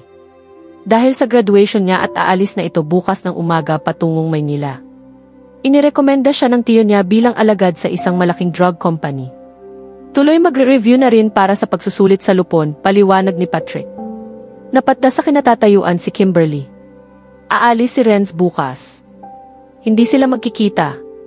Buong akala niya ay lalagi lamang sa San Ignacio ang binata at dito na rin magtatrabaho. Kung sa bagay ay ano ba ang gagawin ng isang chemical engineer dito sa bayan nila? Kimberly, namumutla ka. Bakit? Nag-aalalang hinawakan siya ni Patrick sa braso at iniupo sa upuang bakal. Ikukuha kita ng tubig, Kimberly, sila ila na akmang papasok sa loob. Huwag na, Laila, awat niya walang anuman ito. Parang bigla lang akong nahilo, anya sa mabuhay na tinig. Ang buong akala niya ay makikita pa rin niya ito habang nagmamadali siya sa paglaki. Kaya ba ito sumulat? Huminga ng malalim si Patrick na tiningnan siya na unti-unting pinanumbalikan ng kulay. Init, pagod at gutom iyan, Kimberly. Pumasok ka sa loob at kumain, utos nito. Marahang tango ang isinagot ng dalagita at mabigat ang mga hakbang na lumakad papasok ng may maalala. Kuya, anong oras bukas ang alis ni Renz? Nagkibit ng balikat si Patrick. Siguro 8:00 ng umaga. Gagamitin yata niya ang kotse ng kanyang papa. O paano, tuloy na kami. Nagpaalam na ako kina Daddy. Paalam Kimberly. Sinundan niya ng tanaw ang dalawa hanggang sa mawala sa paningin ang kotse ng daddy niya. Nang hapong iyon ay parang robot na sunod-sunuran si Kimberly sa ginagawa ng mga kaibigan. Nakikisakay pero malayo ang isip. Ang buong pag-iisip ay okupado ni Renz. Kasama kaya nito si Diane sa party. Kinakain ng panibugho ang batang puso niya. Maaga siyang nagising kinabukasan na hindi karaniwan kapag walang pasok. Mabilis na naligo at nagbihis. Isang walking shorts na maong at oversized t-shirt na puti. Nagsuot ng rubber shoes at mabilis na bumaba. Nasa kusina ang mommy niya na nagulat pa nang makita siya. Himala, maaga kang nagising. 7:00 pasado pa lang, wika nito na hinahalo ang sinangag. Hindi na ako inaantok, mommy. Bibili muna ako ng pandesal. May pinirito akong tawilis, anak. Ginayat na kamatis at manggang hilaw. Di ba at paborito mong almusal iyon? Mommy, gusto ko ng pandesal ngayong umagang ito. Leon bang medyo tostado, pilit niya sabay tingin sa relo sa braso. O siya, sige na. Ang layo ng bilihan ng pandesal ah. Gagamitin ko ang mountain bike ni kuya. At mabilis na lumabas at tinungo ang garahe. Kinuha ang bike at nagmamadaling lumabas ng bakuran. Palibhasa ay probinsya, malamig ang simoy ng hangin sa umaga. Nagtatayugan at naglalakihan ang mga punong nakapaligid sa kanila. Ang pinakamalapit nilang kapitbahay ay kinalaila na pag-aari ng pamilya nito ang kasunod na lupa. May shortcut mula sa kanila hanggang highway. Makitid niya lamang ang daan pero nakabike naman siya. Sana'y hindi pa nakararaan si Renz. 5 minuto ding pagbabike hanggang doon. Binilisan niya ang pagpedal sa bike. Natitiyak niyang wala siyang makikitang magsasaka dahil sa bukid ang tungo ng mga iyon at hindi sa highway. Inihilig niya ang bike sa malaking punong nakahapay sa tabing daan. Naupo na rin siya roon. Bahagya pang hinihingal sa pagpedal ng mabilis. Nakatanaw siya sa bandang kaliwa ng daan kung saan manggagaling ang binata. Di hamak na mas malapit sila sa bayan kaysa pamilya Marzan. Pero mas malawak ang pag-aaring lupain ng mga ito. May mangilan-ngilang sasakyan ang pumaparoon at pumaparito, mga pribado at pampubliko.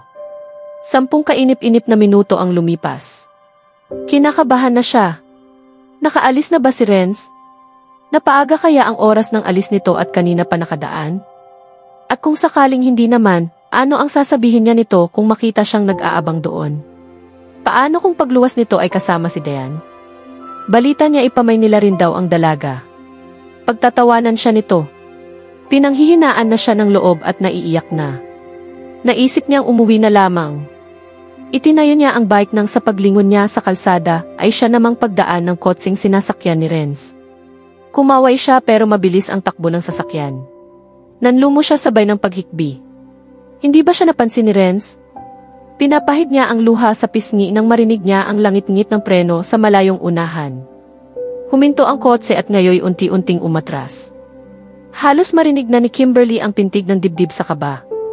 Ano ang sasabihin niya? Ano ang idadahilan niya sa pag-aabang dito? Huminto ang kotse sa mismong tapat niya. Umikot siya sa driver's seat. Nagbaba ng windshield si Renz. Sandali silang nagkatitigan. Walang salitang lumabas sa mga labi. Si Kimberly ang bumasag sa nakabibinging katahimikang iyon. Gusto kong pasalamatan ka. Dito sa bracelet, itinaas niya ang kanang braso. Ngumiti si Renz. Ilang panahon pa, may magbibigay na sa iyo ng mamahaling singsing. Nagyuko ng ulo si Kimberly. Hindi ko tatanggapin, anya. Pagkatapos ay muling tumingin sa binata. Hindi malinaw ang ipinahihiwatig mo sa sulat. Huminga ng malalim ang binata. Tumingin sandali sa harap ng daan. Kung sasabihin ko sa iyong hintayin mo ako, hindi magiging patas para sa ating dalawa. Lalo na sa iyo. Hindi ko alam, Kimberly. Hindi ko maintindihan ang nararamdaman ko. Ang tanging masasabi ko ay ginulo mo ang isip ko mula ng hapong iyon, wika nito sa gumaralgal na tinig. At kahit kaya kong bigyan ng pangalan ang damdaming ito ay hindi pa rin madali, di ba? Tumango si Kimberly. Siguro. Pero gusto ko pa ring sabihing maghihintay ako. Malungkot ang mga ngiting ibinigay ni Renz. Sinasabi mo lang iyan ngayon dahil bata ka pa. Bata pa rin ako pero sumulat ka. Maghihintay ako, Renz. Wala akong maipapangako sa iyo. Wika nito sa malalim na tinig. Hindi ako humihingi ng anumang pangako. Sabi mo nga, ipaubaya na lang sa panahon at tadhana. Ibig sabihin ba niyan ikaw na ang babae ko ngayon? Tanong ng binata, naghahanap ng kasiguraduhan. Nahihiyang tumango ang dalagita. Ginagap ni Renz ang palad niya at pinisil. Hindi ka tatanggap ng ibang manliligaw. Ni hindi ko nga sila titingnan. Ngumiti siya. Mahal. Bulong ng binata. Itinaas ang kamay at inabot ang batok niya. Yumuko si Kimberly. Isang damping halik lamang ang balak ibigay ni Renz. Ngunit bahagya niyang binuka ang kanyang mga labi at tumagal ang halik. Napakalambot at banayad. Isang halik na wagas at dalisay. Hindi gaanong nagtagal iyon at inilayo ni Renz ang mukha niya. Mas magandang halik pa ang ibibigay ko sa iyo pagbalik ko. Nakangiting wika nito sa tinig na tila bagong gising. Huwag kang pahahalik kahit kanino, pumormal ito sa huling sinabi. Paalam, Renz. Huwag kang umasa sa mga liham, mga card lang. Kininditan siya at isinara na ang windshield. Hindi umalis sa kinatatayuan si Kimberly hanggang hindi tuluyang nawala sa paningin ang kotse. Kung kinakitaan man siya ng iba yung sigla ng sumunod na mga araw ay walang nagbigay pansin. 2 buwan ang lumipas bago siya nakatanggap ng card mula kay Renz para lang batiin siya at sabihing nami-miss na siya. Walang return address na ipinagpapasalamat niya upang hindi magtanong ang mga magulang kung sakaling ang mga ito ang makatanggap. Nagsisimula na ang klase para sa unang taon niya sa kolehiyo nang kausapin niya ni Mang Alfon, ang matandang kartero sa bayan nila na sa eskwela na lang dalhin ang mga mail niya. Pumayag naman ang matanda. Palagi nang nagpapadala ng mga card si Ren sa kanya, may ilang linya ng mensahe na isinusulat sa bahagi ng dedikasyon ng card. Nasa kalagitnaan na ang semester nang tanggapin niya ang card na iyon na mahaba ang nakasulat sa kaliwang bahaging card. Hi! Nag-review class ako today, ganun din si Diane na ngayon ay chemist na sa company. Miss na miss kita. Para sa kanya ay iyon ang pinakamasamang balitang tinanggap niya mula kay Renz. Ang malamang magkasama ang dalawa sa parehong trabaho at review class. Hindi niya mapigil ang sariling manibugho pero ano ang magagawa niya? Kilo-kilometro ang layo ng Maynila sa San Ignacio. Halos 6 na oras na biyahe gamit ang sariling sasakyan. Patuloy sa paglipas ang mga araw na hindi na muling bumanggit si Renz ng tungkol kay Diane sa mga cards nitong ipinadadala at unti-unting napawi ang sama niya ng loob. Nasa 2 taon siya sa kolehiyo nang lumabas sa periodiko ang mga pangalang nakapasa sa board bilang mga chemical engineers. Pang-5 si Renz sa top 10. Si Diane man ay pumasa rin. Hindi niya maiwasang hindi makadama ng pagmamalaki, dangan nga lamang walang kasama na pwedeng pagdiwangan ng saya. Biyernes ng hapon nang ibalita sa kanya ni Patrick na nooy nagtatrabaho sa bangko sa bayan bilang junior clerk kung saan manager ang daddy nila ang tungkol sa gagawing selebrasyon ng mga Marzan sa pagkakapasa ni Renz sa board. Sabado ng gabi ang party at uwi ang binata. Inimbitahan tayo, Kimberly. Siyempre naman, isasama ko si Leila. Gusto mo bang sumama? Tanong ni Patrick. Siyempre, nakangiti niyang sagot. Hindi niya palalampasin kahit ano paman. Pagkatapos ng 2 taon ay ngayon lang uli umuwi dito sa San Ignacio si Renz. Pinaghirapan niyang pumili ng suot nung Sabado ng gabi. Probinsya siya, paano kaya siya makikipagsabayan sa mga babaeng taga Maynila na nakilala na ni Renz doon? Sa wakas, napili niya ang isang pieces long skirt in bias cut na summer print.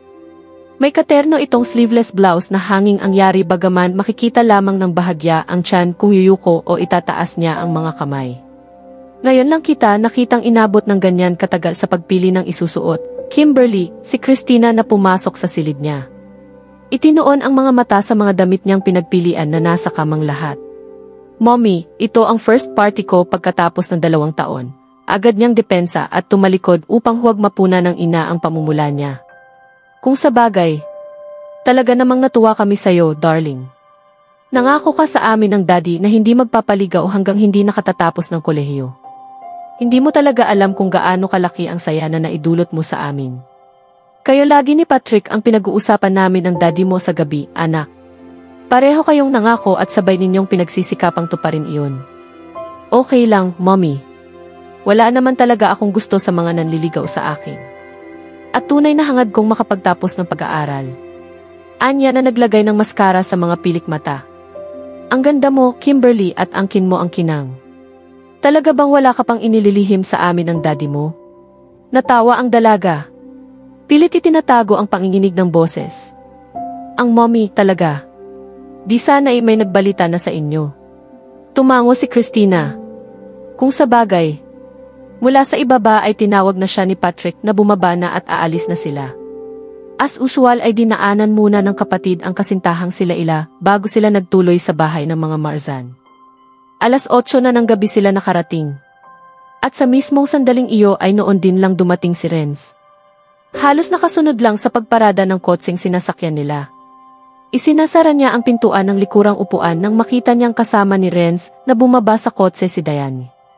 Naka-miniskirt ito at kahit na sinong lalaki ay hindi maaaring hindi maakit dito. Para itong fashion model na lumabas mula sa pahina ng magazine. Parang binuhusan ng malamig na tubig ang excitement niya nang makita si Renz. Tila siya basahan kung ikukumpara kay Diane. At isiping ilang oras siyang nasa harap ng salamin. Hindi pa siya halos nakababawi sa pagkabigla ay nakita niya nang ipulupot ni Diane ang mga kamay nito sa liig ni Renz.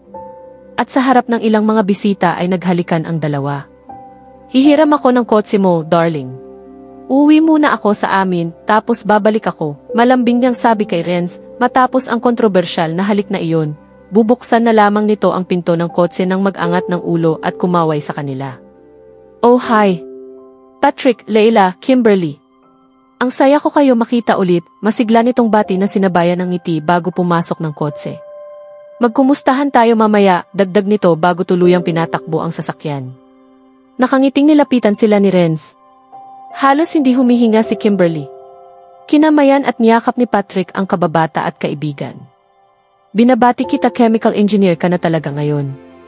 Maliban kay Diane, ilan ang 6 natin ngayon? Malakas na tumawa ang binata. Hi, Leila. Kayo pa rin ba? Ngiti lamang ang isinagot ni Leila.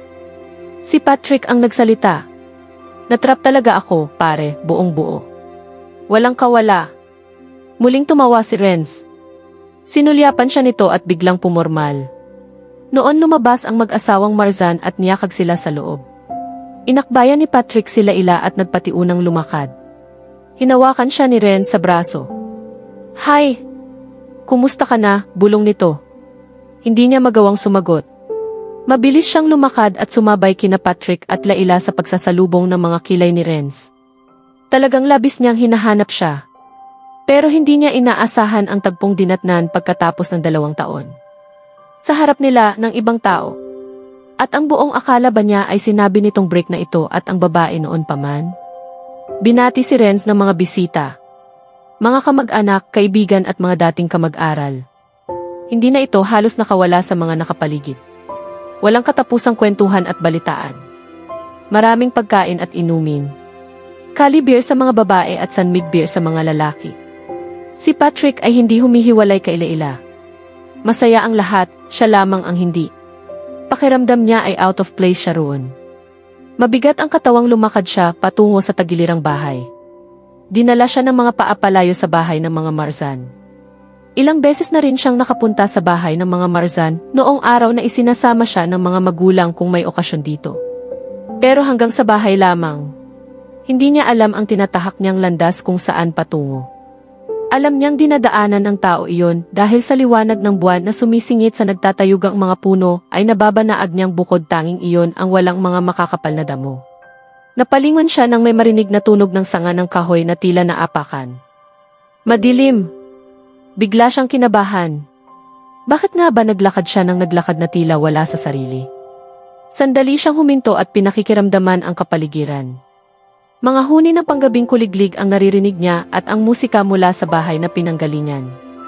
Bahagya pa niyang natatanaw ang liwanag mula doon. Nang mula sa likuran niya ay biglang may yumakap sa kanya at iniangat siya mula sa lupa. Huli ka! Napigil ang balak niyang pagpalag at pagsigaw. Renz! Bitiwan mo ako, ano ba, angil niya. Tumaas ang blouse niya at nararamdaman niya ang init ng mga braso ng binata sa kanyang tiyan. Lian ba ang isasalubong mo sa akin? Nahihimigan niya ng kasiyahan sa tinig nito. Marahan siya nitong ibinaba sa lupa pero hindi binibitiwan. Tara doon sa may batis. Inakay siya nito at nagpatiunang lumakad. Halos magkandara pa siya sa pagkakatisod sa ilang mga nakausling sanga ng puno. Kung hindi mahigpit ang hawak nito sa kanya ay nadapa na sana siya. Nasasaktan na ang kamay ko, bitiwan mo ako, sigaw niya. Huwag ka maingay, magigising mo pati panggabing ibon dyan sa ingay mo, natatawang sinabi nito na hinawi ang sa palagay niya ay mababang puno ng kape dahil nabanaagan niya sa kapirasong liwanag ng buwan ang maliliit na butil na tumama sa kanyang mukha. Narinig niya ang marahang lagaslas ng tubig na dumadaloy mula sa sinasabi nitong batis. Kumikislap ang tubig na tila brilyante sa dilim kapag napapadaan sa nakausling bato. Hinubad ng binata ang jacket at inilatag sa damo. Halika, maupo ka rito sa tabi ko. Nauna itong naupo at hinawakan siya sa kamay. Bumalik na tayo, Renz. Tiyak na hahanapin ka nila, anya sa malamig na tinig. Nilinga ang buong paligid na puro kadiliman. Tumingala siya, bilog ang buwan at maraming bituin. Tinitiyak kung hindi nila tayo makikita rito. Walang maghihinalang dito tayo nagpunta. At hinatak siya nitong bigla na nawalan siya ng panimbang. Napaupo siya sa makapal na damo at agad siyang niyakap nito pahiga. Bitiwan mo ako. Nagsalubong ang mga kilay ng lalaki. Bakit ka ganyan? Ngayon lang tayo nagkita tapos iyan ang isasalubong mo sa akin. May bahagyang galit sa tinig nito. May boyfriend ka na bang iba ha? May ipinalik ka na sa akin. Mahigpit nitong hinawakan ang baba niya. Bahagya siyang nakadama ng takot. Bitawan mo ako, Renz, at baka hinahanap na ako ni Kuya Patrick. Marahan niya itong itinulak. Subalit malakas ang binata at muli siyang inihiga nito, pinipigilan ang kanyang mga braso. O bahala na. At marahas siya nitong hinalikan. Nasasaktan siya. Malaking kaibahan ang halik na iyon sa halik na iginawad sa kanya nito 2 taon ang lumipas. Bagaman may kakaibang init siyang nadama ay nangingibabaw ang takot niya sa ginagawa ng binata. Nagpursigi siyang manlaban at nagpumiglas. At nang pakawalan siya nito ay hinabol niya ang paghinga. Dinama ng dila niya ang mga labing tantiyan niya inamantal. May nalasahan siyang maalat. Dugo kaya ito? Nasindak siya. Galit na galit ako sayo, Renz. Galit na galit ako sayo, sigaw niya na sinabayan ng hikbi.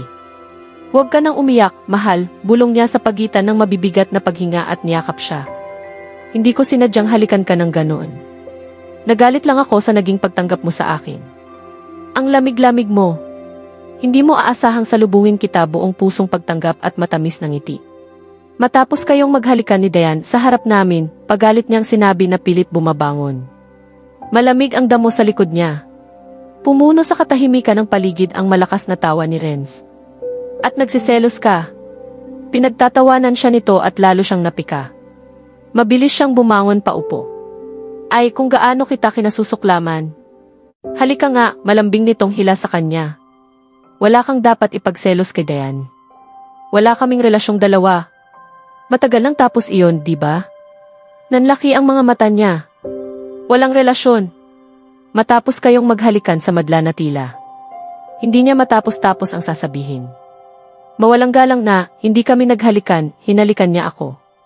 Kung marunong kang tumingin, baka napansin mong ni hindi nga ako tumugon. Umirap siya. Paano ko malalaman? Hinawakan ni Renz ang baba niya. Oo nga, paano mo malalaman? Banayad nitong sinabi.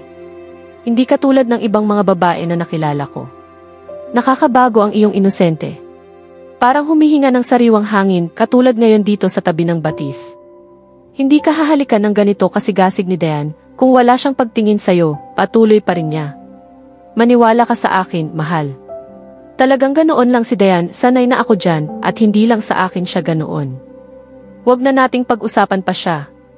Ngayon lang tayo nagkita tapos ibang tao pa ang pag-uusapan natin. Ikaw naman ang pag-usapan natin. Kumusta ka na? Nagkagusto ka ba sa iba? Oo, tinupad mo, malumanay niyang sabi habang tumitingala sa langit. Hindi ba tamang-tama ang lugar para sa isang romansa? Dalawang magkasintahan sa ilalim ng liwanag ng buwan, muling ibinalik ang tingin sa kanya. Hindi tayo magkasintahan, mahinang sagot niya. Magiging tayo. Ngayong gabi. At bago pa nakapagtanong si Kimberly kung ano ang ibig nitong sabihin ay siniil na siya ng halik ni Renz. Kaiba sa naunang halik. Pagkatapos ay bahagyang nagtaas ng mukha at tinitigan siya. Hindi ba't nangako akong bibigyan kita ng totoong halik kapag tumanda ka na? Ngayon na iyon. Pagkatapos ay hinalikan siyang muli ni Renz. Buong-buo tulad ng ipinangako. Ni bahagyang pagtutol ay wala ni isang naibigay si Kimberly. Mahal na mahal niya ang lalaking ito at hinangad niya ito ng buong puso. At lahat ng dahilan ay tila naglaho na parang bula sa hangin. Ginawa siyang babae ni Renz noong gabing iyon. Sa ilalim ng liwanag ng buwan. Kinuha ni Renz ang lahat-lahat sa kanya, hindi lang minsan kundi 2 ulit. Kinuha niya ang kanyang katawan, ang kanyang pag-ibig at ang kanyang inosensya. Mahal kita. Bulong ni Renz matapos ang mga dakilang sandali. At mahal din kita, Renz. Tugon ni Kimberly buong puso. Tumayo si Renz at inabot ang kamay niya. Ayusin mo ang sarili mo. Babalik na tayo sa bahay. Sasabihin natin sa kanila ang tungkol sa atin. Mabilis siyang umiling. Huwag, Renz. Huwag muna, naisip ang pangakong binitiwan sa mga magulang. Maliban doon ay parang napakabilis ng pangyayari. Sa kanila ay hindi dahil nasimulan na nila ang relasyon noon pa man. Pero hindi sa mga kakilala at kaibigan na buong akala ay magkapatid, halos ang turingan nila dahil kay Patrick. Nagsalubong ang mga kilay ni Renz. Sandaling nag-isip. Sige na, 6 na buwan lang akong mawawala. Siguro mga 2 hanggang 3 linggo mula ngayon ay ipapadala na ako ng Arch Pharma Fields sa main office nila sa Amerika para sa karagdagang training. Pagbalik ko, pakakasal tayo. Leon ang napagkasunduan nila bago bumalik ng bahay. Sinabi rin ng binata na kinabukasan ng linggo ay muli na itong babalik ng Maynila dahil hindi naman pinayagan ang pansamantalang pagliban nito. Walang nakapuna sa pagkawala nila maliban kay Diane na nakabalik na mula sa bahay nito. Hay, saan ba kayo nang galing at kanina pa ako rito ay di ko kayo nakita, nakangiting salubong nito sa dalawa. Diyan lang sa tabi-tabi, si Renz ang sumagot ng umiti. Talaga, Renz? Hindi ka pa rin nagbabago. Tapos ay nakangiting sumulyap kay Kimberly. Renz ay likas na kaakit-akit and bolero, Kimberly. Kung ako sa iyo ay hindi ko paniniwalaan alinman sa sinasabi nito. Pasisirain niya ang puso mo, tulad ng lagi na lang niyang ginagawa sa akin. Kaya lang ay sanay na ako rito sa darling kong ito. Tumawa si Renz. Tumigil ka, Diane, baka maniwala sa iyo si Kimberly.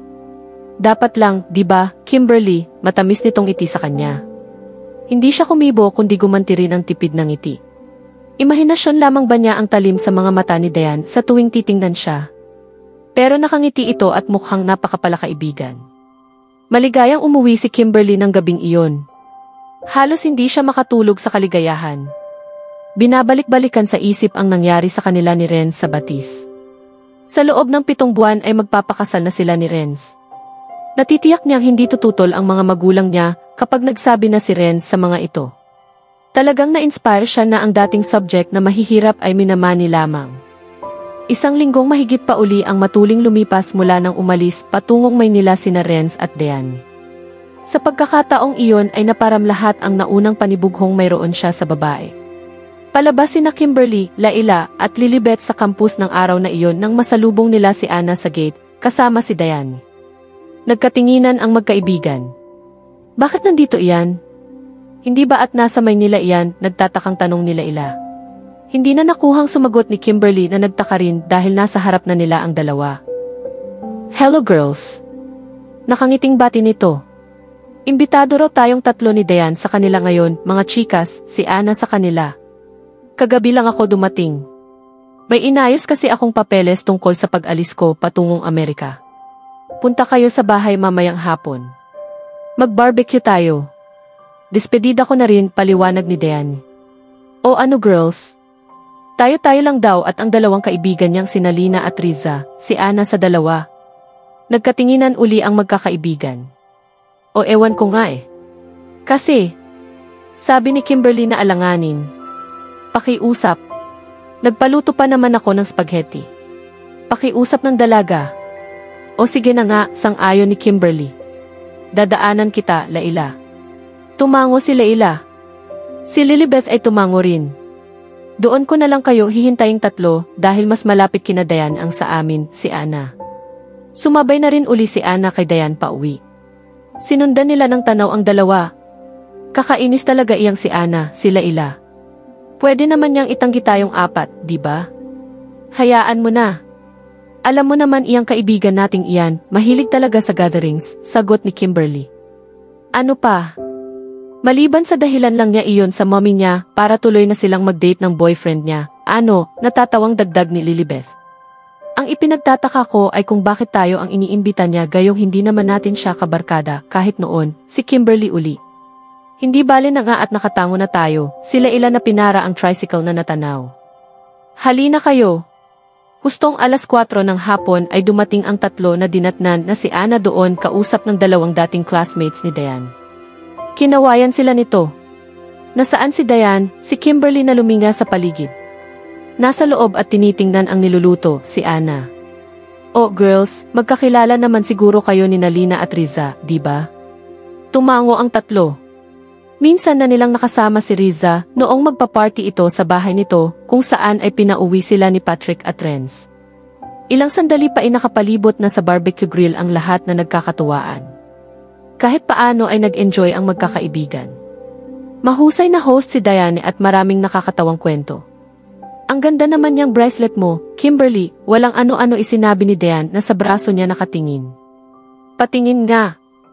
At bago pa siya nakakilos ay nahawakan na ni Diane ang braso niya at naalis na nito ang lock. Inilagay sa sariling braso at sinipat-sipat. Bagay, di ba, wika ni Diane sa kanila. Gusto ko kasing ganito ang style na ibigay sa akin ng kasintahan ko. Simple lang. Hindi malaman ni Kimberly kung paano babawiin ang bracelet dahil hindi naman niya gustong mapahiya ito. Mabuti na lamang at hindi nito tinitingnan ang nakaukit dito. Sino ba talaga ang kasintahan mo, Diane? Ang sabi mo ay nagbabalak na kayong magpakasal, usisa na tanong ng isa nitong kaibigan. Nawala sa bracelet ang pansin ni Diane. Ikaw talaga, Riza, kahit kailan. Kaibigan kita at alam mo ang mga sikreto ko, tapos itatanong mo pa. Siyempre di si Renz, sino pa ba? May nalaman ba kayong naging boyfriend kong iba, Aber? Muntik nang mabitiwan ni Kimberly ang hawak niyang barbecue stick. Agad na nagyuko ng ulo upang walang makapuna sa pamumutla niya. Ang tibay ninyo talaga ha? Ngayon ka lang yata nag-stick sa iisang lalaki ha? Si Lina na tumayo at kumuha ng maiinom sa mesa. Si Renz ang kasintahan ko, luka-luka ka na lang kung papatol ka pa sa iba, di ba, Kimberly? Malimit sa inyo si Renz dahil magkaibigang matalik sila ni Patrick. Dapat kilalanin mo ang mga yaman niya, nakangiting baling nito kay Kimberly. Oo, syempre napilitan siyang sumagot. Nawala na ang pansin sa bracelet niya.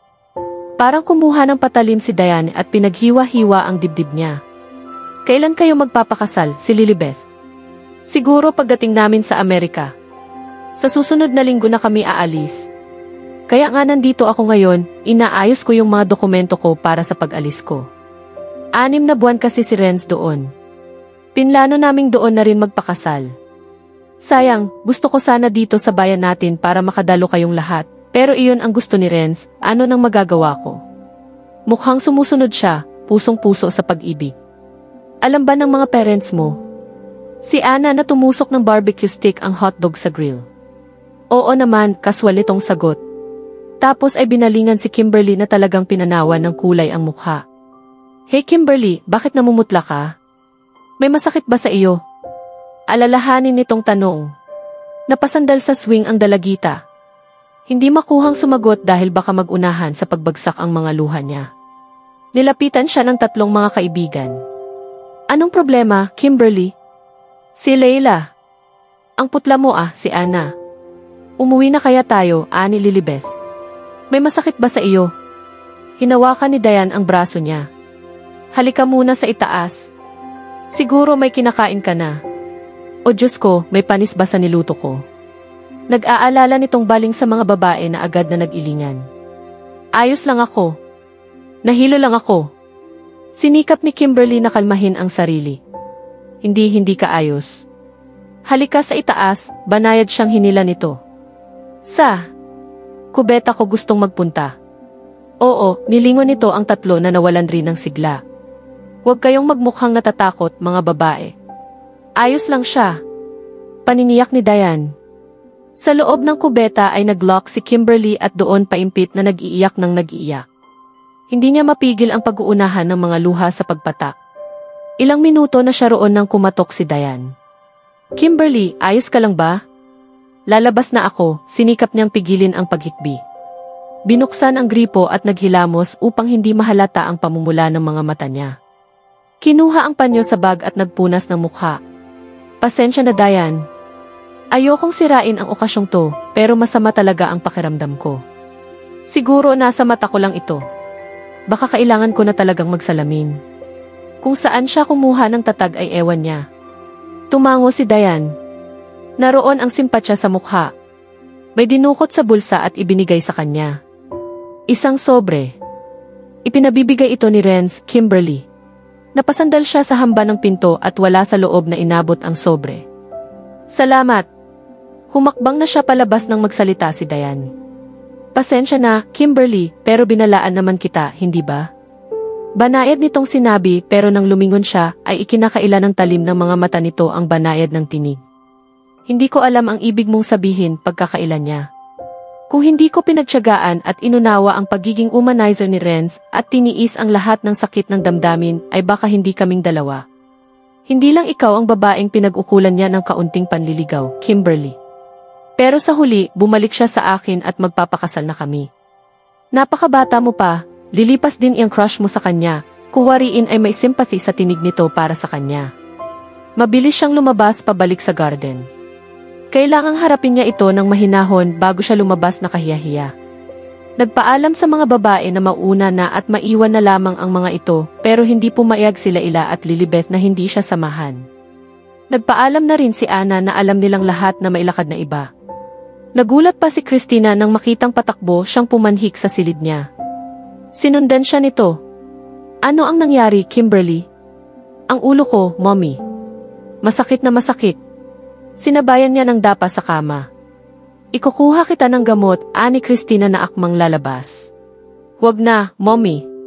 Uminom na ako kina Dayan bago umalis, kailan niya. Itutulog ko na lang ito. Pakiusap, pakilock ang pinto paglabas ninyo. Sigurado ka ba? Oo, Mommy. Okay lang ako pag umaga. At ubiling lumabas si Christina at inilock ang pinto. Pinakinggan muna ni Kimberly ang mga yabag ng ina kung bumaba na ito bago tumayo. Kinuha mula sa bag ang sobrang ibinigay ni Diane. Nakalagay ang pangalan niya sa ibabaw niyon. Binasa niya. Kimberly. Pasensya na, pero sa tingin ko, kami na talaga ni Diane. Renz. Ibinagsak niya ang sarili sa kama at pumikit. Kung gaano katagal ay hindi niya alam. Pagkatapos ay nagmulat at inikot ang mga mata sa paligid. Hindi niya maunawaan kung bakit may malay pa siya at bakit tulad pa rin ang dati ang lahat. Hindi ko maintindihan, oo, hindi ko maintindihan. Bakit pareho pa rin ang lahat? Bakit patuloy na tumitibok ang puso ko? Bakit umiiyak ang mga mata ko? Hindi ba nila alam na ito na ang wakas ng mundo? Nagtapos ng sinabi mong paalam. Umiyak siya ng umiyak na kahit hindi niya gawin ay malayang lumalabas sa mga mata niya. Sulat kamay ni Renz iyon, hindi siya maaaring magkamali. At hindi maaaring gawing biro ni Diane ang tungkol sa pagpapakasal nito at ni Renz dahil naroon ang mga kaibigan nito at ganoon din ang mga magulang. Marahan siyang tumayo. Binuksan ang drawer ng night table. Kinuha mula roon ang jewelry box. Itinupi ang sulat na puti at inilagay rin doon katabi ng unang sulat ni Renz sa kanya noong graduation day niya sa high school. Kayo'y dapat magkasama palagi. Kayo ang sumisimbolo ng aking kagalakan at ng aking kamatayan. Oo, kamatayan niya. Dahil sa pakiramdam niya ay may bahagi ng katawan niya ang namatay. Kung sa inaakala niyang doon natapos ang kapighatian niya ay nagkakamali siya. Dahil ilang araw pa ang matuling lumipas ay napuna ni Christina ang malimit niyang pagsusuka. Maliban pa sa malimit siyang uma-absent sa eskwelahan dahil napaghihilo at laging sumasama ang pakiramdam niya. Mayroon ka bang dapat ipagtapat sa akin, Kimberly? Banayad na wika ni Christina na naupo sa gilid ng kama. Malalaman din ng lahat ang nangyayari sa kanya sa malaon at sa madali. Kailangang harapin na niya ito ngayon. Hindi ko alam kung tama ang hinala ko, Mommy. Pero may palagay akong buntis ako, anya na sinabayan ng hikbi. Parang pinanawa ng lakas si Christina. May hinala na ito pero umaasa pa rin baka may sakit lamang ang anak. Ulcer kaya o sa mata? Hindi ang kanyang si Kimberly. Ni hindi nagpapaligaw ang anak ayon sa paniwala nito. Mabait siyang babae. Ano ang nangyari? Kanino, Kimberly? Halos hindi na mutawi sa labi nito ang tanong. Sa simula ay hindi niya gustong sabihin pero magkakaila pa ba siya? Lalong hindi makapaniwala si Christina. Walang dahilan, wala man lamang pahiwatig. Hindi ko alam ang sasabihin, Kimberly, sabi niya nang nanginginig ang tinig. Ito ay isang malaking gulat para sa akin. Paanong nangyari yon? Bakit wala kaming alam ng daddy mo, ng Kuya Patrick mo? Nagpabaya ba kami sa iyo? May guilt sa tinig nito na lalo lamang nagpalakas ng hagulgol niya. Oh, Mommy. Hindi kayo nagkulang. Ako ang nagkasala. Niyakap niya ang ina. Nagkamali marahil kami ng daddy mo nang sabihin naming huwag kang magpaligaw. Nasikil ka, ani Christina sa mapait na tinig makalipas ang ilang sandali. Umailing si Kimberly. Hindi iyon ang dahilan. Mahal ko na siya mula pa noon, simula pa noong walang hanggan. Hindi dahil di niyo gustong paligawan ako. Ako ang may ayaw dahil inilalaan ko ang sarili ko para kay Renz. Ano ang sasabihin ko sa ama at kapatid mo, Kimberly? Nanlulumong tanong ni Christina. Sa susunod na kabanata, haharapin ni Kimberly ang mabigat na pa siyang sabihin sa pamilya ang kanyang pagbubuntis. Asahan din ang pagbabalik ni Renz at ang posibleng paglalantad ng katotohanan sa likod ng panlilinlang ni Diane. Kaya abangan natin,